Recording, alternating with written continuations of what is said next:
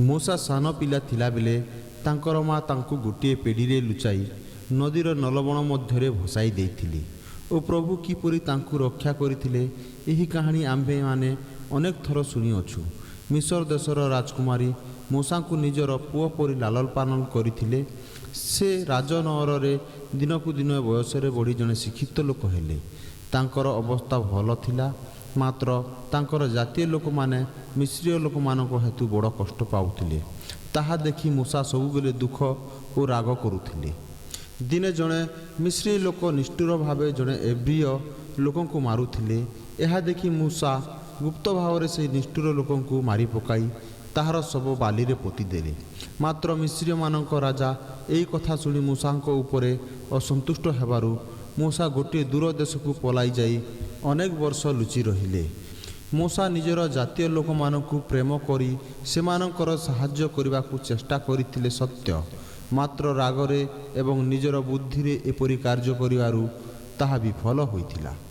मूसा विदेश रे थाई विवाह करी तांको ससुरंकर मेंढापल चराइले। से प्रतिदिन एकाकी होई निर्जन स्थान रे बुली मेंढा चराइबा समय रे सदाप्रभु निश्चय ताहांक हृदय रे बहुत कार्य करुथिले। कारण क्रमे क्रमे सेही रागी मूसा धैर्यशील और प्रभुंकर भक्त होइथिले। विशेष कार्य करिबा पई प्रभु तांको प्रस्तुत कराउथिले। मूसा विदेश रे थिबा समय रे एब्रिय लोक माने मिश्रीय लोक मानक ठारू आहुरी अधिक कष्ट पाइथिले। सेमानंकु बहुत बेठी काम करिबाकू पड़िथिला, पुणी बहुत माड़ खाइथिले इत्यादि। एब्रिय माने निजर रक्षा निमंते किछि करि पारु नथिले, मात्र सेमानंक मध्यरु अनेक लोक कष्टरु रक्षा पाइबा निमंते ईश्वरंक निकटरे प्रार्थना करुथिले। ईश्वर सेमानकर डाक शुणी साहाय्य करिबाकू इच्छा करी मूसांक द्वारा से कार्य करिबाकू स्थिर करथिले। दिने मूसा गोटे बड़ पर्वत पाखरे बसी मेंढापल चराउथिले। एपरी समय गोटाए बुदा गछ न्यारे जली जाउथिबार देखिले। खरा मासरे एपरी हेबा साधारण कथा, तेणु मूसा प्रथमे सही विषय रे किछि मनोयोग कले नाही, मात्र परे देखिले निया खूब जोर रे जलुथिले मध्य बुदा नष्ट हेउ नाही। से आश्चर्य ही एहार कारण बुझिबा निमंते बुदा निकटकू गले। सेटारे पहुँचीबा मात्रे प्रभु सही बुदा गछ मध्यरु तांकू डाकी कहिले, हे मूसा तुमर पादरु पादुका काढ़, कारण एही स्थान पवित्र अटे। मूसा पादरु जोता काढ़ी प्रभुंकर कथा शुणिया पाई ठिया होई रहिले। प्रभु तांकू कहिले, आम्भर लोक माने मिस्र देश रे थाई जेउ सब दुख कष्ट पाउ अछंती ताहा आम्भे देखुछु ओ सेमानकर प्रार्थना शुणिछु। आस आम्भे तुमको सेमानक पाखकू पठाइबा। तुम्भे सेमानकू कहिब, सदा प्रभु तुम्भमानंकू रक्षा करी गोटे नुआ सुंदर देश देवे। सेठारे तुम्हे माने बहुत खाद्य पाइब एवं कुशल रे वास करिब। पुनर्बार प्रभु कहिले, आहुरी मध्य तुम्हे मिस्र देशर राजांक पाखकू जाई कहिब, प्रभु कहि अछंती आम्भर लोक मानंकू छाड़। फारो राजा एही कथा शुणी मानिबे नाही, ताहा आम्भे स्पष्ट रूपे जाणु। मात्र आम्भर आश्चर्य कार्य और शक्ति देखिला उतारे से निश्चय आम्भर लोक मानंकू छाड़ी देबे। मूसा प्रभुंकर कथा शुणी भय कले। से एपरी कार्य करिबाकू इच्छा कले नाही। से कहिले, मोर जातीय लोक माने मते भूली जाइथिबे, मो कथारे किपरि विश्वास करिबे। आपण जे मते देखा देई एपरी कथा कहि अछंती, से माने एहा केबे विश्वास करिबे नाही। प्रभु कहिले, तुमर बाड़ी तले पकाओ। मूसा सेपरी करिबा संगे संगे बाड़ीटा गोटे साप होई चलिबाकू लागिला। ताहा देखि मूसा डरिले, मात्र प्रभु कहिले, भय कर नाही, सापर लांज धर। मूसा ताहा धरिले और सापटी तांको हाथ रे पुणी गोटे बाड़ी होई गला। आउ गोटे आश्चर्य कार्य देखाइला उतारे प्रभु मूसांकू कहिले, एब्रिय माने तुमर कथारे विश्वास न कले एही दुई आश्चर्य कार्य सेमानंकू देखाओ। ताहा देखि सेमाने जानिबे जे आम्भे तुमको सेमानंक पाखकू पठाई अछु। मात्र मूसांक भय घुंची नथिला। से कहिले, हे प्रभु आपण जानती मु खना, मु किपरि राजांक निकटकू जाई आपणकर कथा कहिबी। राजांकू एपरी कथा कहिबा सहज विषय नुहे। मु जाई पारिबी नाही, आपण आउ कहा द्वारा एही कार्य कराउंतु। प्रभु उत्तर देले, किए मनुष्यर मुख बनाए एवं किए मनुष्य को कथा कहिबार शक्ति दिए, आम्भे कि ताहा न करूँ। आम्भे निश्चय तुम संगे संगे जीवा एवं ठीक कथा कहवाकू शिखाइबा। प्रभु आहुरी दया करी कहिले, आम्भे तुमर भाई हारण को तुम संगे पठाइबा, पुणी तुम्हें 2 जन राजांक निकट को जाई आमर कथा जणाइब। तेणु मूसा प्रभुंकर कथा मानी शशुरंकर घर छाड़ी मिसर देश को फेरीगले। बाटरे हारण तांकु भेटी तांक संगरे गले। सेमाने निजर जातीय लोकमानंक निकट को जाई कहिले, आम्भमानंक पूर्वपुरुष आम्भमानंकर ईश्वर तुम्भमानंकर कष्ट देखि मिसर देशर लोकमानंक हातरू तुम्भमानंकु रक्षा करिबा निमंते आम्भमानंकु पठाई अछंती। से तुम्भमानंकु गोटे सुंदर देश को नहीं जिबे, सेठारे तुम्हें माने बहुत खाइबाकू पाइब। प्रभु निजे ये कथा कहती। एब्रिय माने एपरी कथा शुणी खुशी हेले, तहिरे विश्वास करी ईश्वर को धन्यवाद देले। मात्र जेतेबेले मूसा हारून और एब्रिय मानकर नेता माने फारो राजांक पाखकू जाई कहिले, प्रभु कहती तांकर पूजा करिया पई एब्रिय मानंकु छाड़ी दियो। सेतेबेले राजा परिहास करी उत्तर देले, प्रभु किए जे मु तांकर कथा मानिबी? देख मु तांकु चिन्हे नाही एवं मु एब्रिय मानंकु छाड़ीबी नाही। एपरी कही राजा एब्रिय मानंक प्रति आहुरी निष्ठुर व्यवहार कले, आहुरी कठिन कार्य करने देले एवं अधिक माड़ मारिबाकू निजर लोकमानंकु आज्ञा देले। एहेतुरु एब्रिय माने निराश और दुखित होई मूसांक उपरे रागिले। मूसा प्रार्थना करी प्रभुंकु पचारिले, हे प्रभु तुमे एही लोकमानंकर अमंगल काहेकि कल? मते बा पठाइल काहेकि? कारण जेउ दिन ठारू मु तुम नामरे कथा कहवा पई फारोंक निकट को आसिली, सेही दिनरु से एही लोकमानंकर अमंगल करू अछंती। पुणी तुमे आपणा लोकमानंकर किछि मात्र उद्धार करिनाह। प्रभुंकर वाक्य लोकमानंकु जणाइले समस्ते जे भक्ति बा भୟରେ ताहा मानिबे, एपरि सब बेले घटे नाही।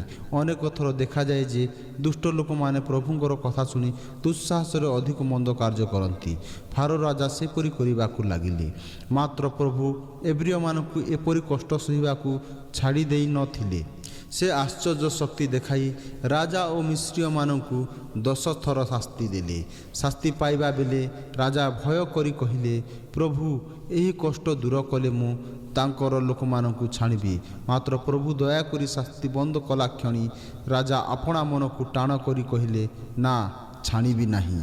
शेष शास्ति यही हैला जे मिस्रीय मानकर ज्येष्ठ पुत्र माने हठात मरीगले। राजा और तांकर लोक माने निज निजर पुत्रर मरण देखि भारी भय कले। तहु राजा सही दिन रात्रि रे एब्रिय मानकु सही क्षणी जीवाकू आज्ञा देले। तेणु एब्रिय पुरुष स्त्री और पिलापिली सेमानकर गाई गोरु समस्त नहीं मिसर देश छाड़ी प्रभुंकर नुआ देश को जीवा पाई बाहरिले।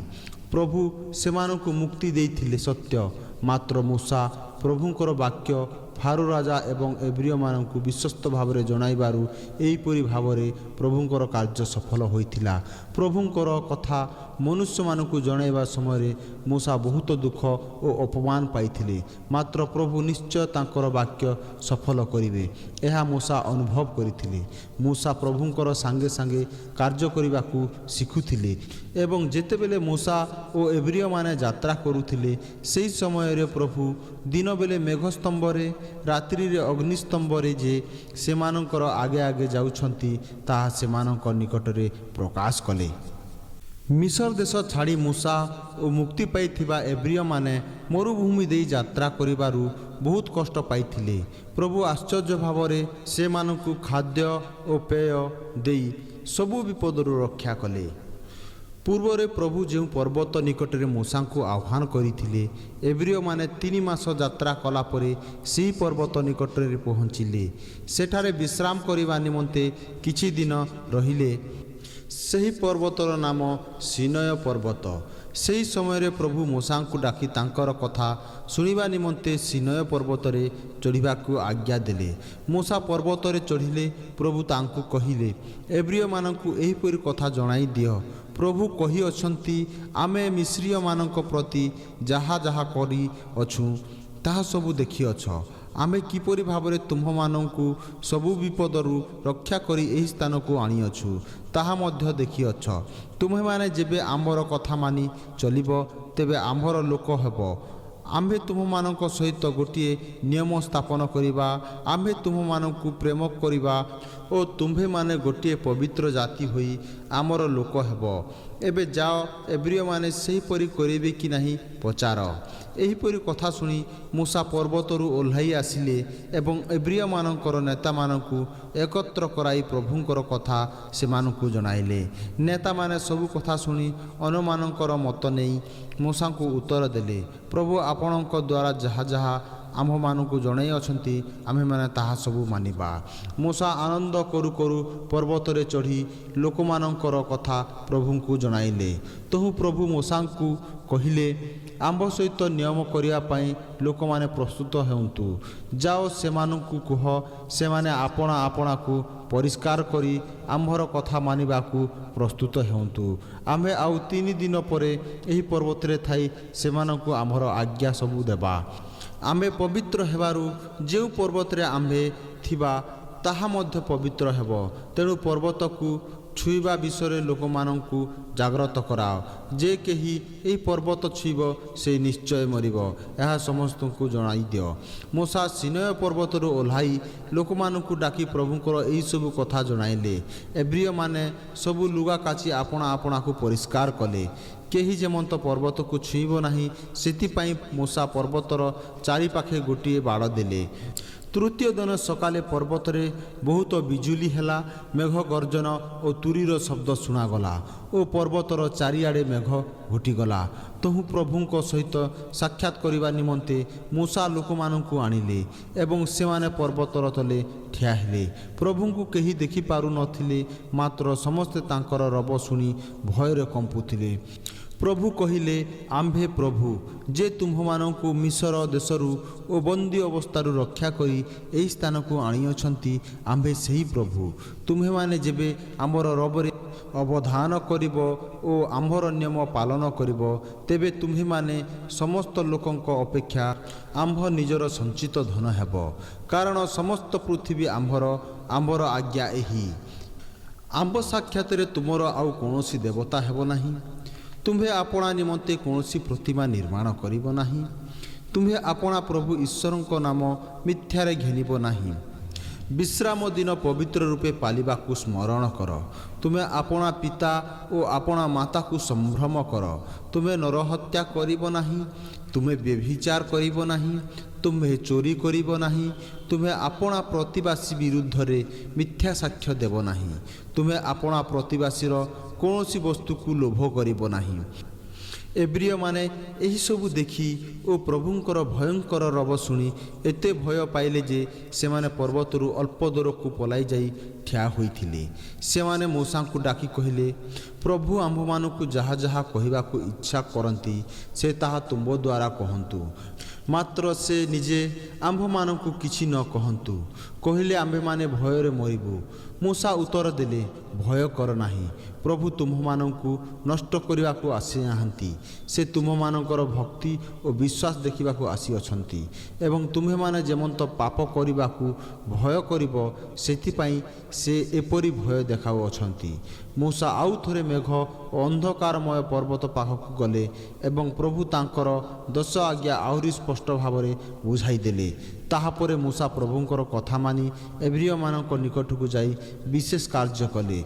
से खूब सकालु उठी पर्वत निकटरे गोटे वेदी और 12 गोटी स्तंभ बनाइले। एब्रिय मानकर 12 गोष्ठी बा परिवार थिबारु से गोटे गोटे परिवार सकाशे गोटे गोटे स्तंभ बनाइले। जेमंत प्रत्येक परिवार सही धर्म नियम स्थापन रे अंशी हेबे। मूसा एब्रिय मानकु डाकिबारु समस्ते आसी वेदी निकटरे ठिया हेले। प्रभुंको उद्देश्य रे केतेक बलद उत्सर्ग करागला एवं मूसा बलद मानकर रक्त गोटे पात्र रखिले। प्रभुंकर पूजा कला उतारे मूसा लोक मानक निकटरे प्रभुंकर आज्ञा सबु पढ़िले। लोक माने ताहा सुनी एक संगे बड़ पाटी करी कहिले, प्रभु जहा कही अछंती आमे माने सही अनुसारे जीवन काटिबा एवं तांकर कथा मानिबा। मूसा उत्सर्ग होइथिबा बलदर रक्त नहीं अधा रक्त ପ୍ରଭୁଙ୍କର ବେଦୀ ଉପରେ ପକାଇଲେ ଓ ଅଧା ରକ୍ତ ଲୋକମାନଙ୍କ ଉପରେ ଛିଞ୍ଚି ଦେଇ କହିଲେ, ଦେଖ ତୁମ୍ଭେମାନେ ପ୍ରଭୁଙ୍କର ଆଜ୍ଞା ସକଲ ମାନିବାକୁ ପ୍ରତିଜ୍ଞା କରିଅଛ। ସେଥିପାଇଁ ପ୍ରଭୁ ତୁମମାନଙ୍କ ସହିତ ଯେଉଁ ନିୟମ ସ୍ଥାପନ କରିଅଛନ୍ତି, ଏହି ରକ୍ତ ସେହି ନିୟମର ଚିହ୍ନ ଅଟେ।